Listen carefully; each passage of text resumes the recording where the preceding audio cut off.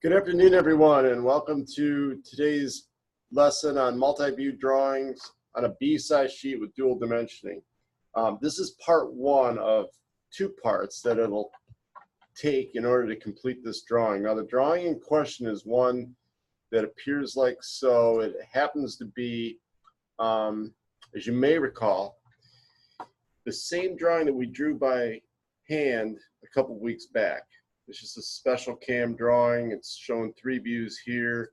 This is a prior CAD drawing that was, saved in a PDF just so that you could see, what it was that we were referencing here in the way of footprint. If you would, please note that this part, before we get into any other size constraints, just know that this part is 5 1/8 inches wide, 3 inches tall, and it's got a right view that's 3 inches tall by 2 inches deep, and a top view, of course, that's 5 1/8 inches wide by 2 inches deep. That is straight up orthographic views of a front view to include that of a right view and a top view. Nothing fancy going on here, and certainly concepts you're familiar with. Now, what we're going to do here is we're going to establish the viewports. And the viewports are going to look similar to what you see here. When you have a sheet of a given size, you need to make sure that your three views are captured in three, what I call viewports, or rectangle footprints, if you will, that depict the overall height and width of of all three views, the front, the right, and the top. And that's where we're going to go with this. And I know it's centered because I chose a subjective distance of 2 inches between views, and once done, given the constant of 2 inches between views and the view sizes provided to me by this given size part, I was able to take those three objects and center them to where I was working within my workspace, directly centered and featuring the same open space top, bottom, left, right. See that? And this is on a B-size sheet. So let's go back to our blank slate. Notice that if I put a dimension down here, go to annotate dimension, that 5 1/8 and that 3 inches, right? They're the same as what's on my drawing. Even though the dimension is shown in the right view, it's basically the height of the drawing. And then we have a 2 by 3 inch block. Is that or is that not one and the same with the views that are captured by way of my fully annotated part drawing? Yes, they are. And the way I came up with that is I added my 5 1/8 to my 2 inch to my 2 inch, came up with 9 1/8. Okay? That's the overall width to encompass the 2 inches that I've determined to have between views and the width of both the right view and the front view. In adding those up and coming up with 9 1/8, I then took a width across the frame and came up with 16. Everyone see that? So when I had 16 inches, I went ahead and created,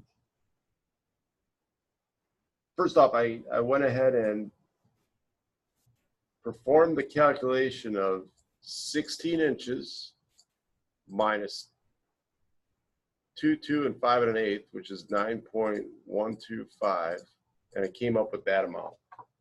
If you divide that by 2 in order to split it on the right side of the right view and the left side of the front view, you come away with that.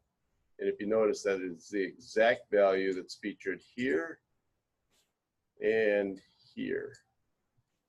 See that? 3 and 7 16, so 3.4375 to be quite exact.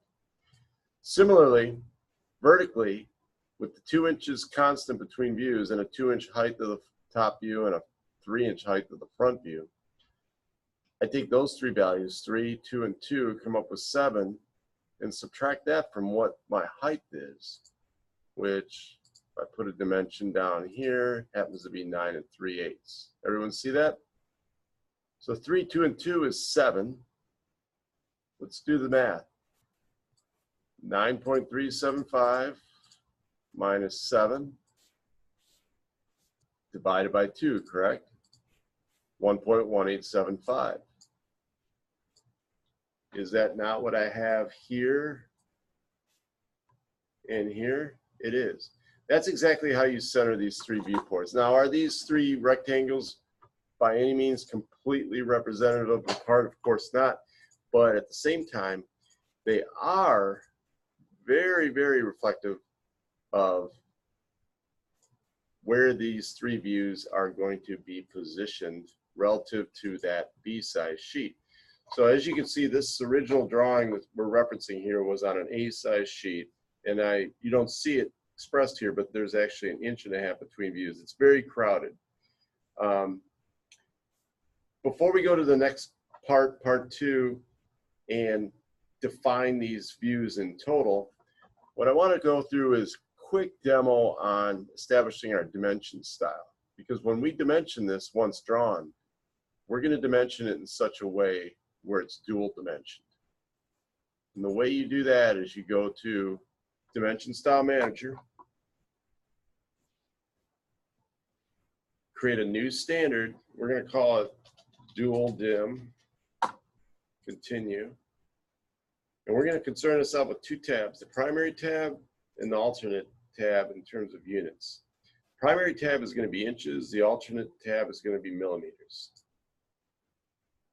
So I like decimals, 4-place precision as always, and then our suffix is going to be IN for inches.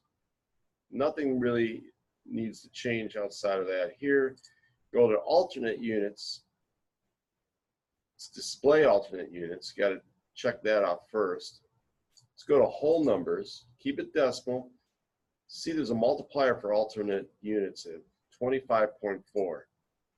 And that's precisely the factoring of inch values that you're going to require to get to a millimeter. Place the primary value below, place that alternate value below the primary value, hit OK, set current, close. And now watch how those dimensions will express themselves. When we complete part 2 to define in total these 3 views on this sheet, every dimension that you create will have an inch value and a millimeter value directly beneath it. Now let's move on to part 2. Thank you.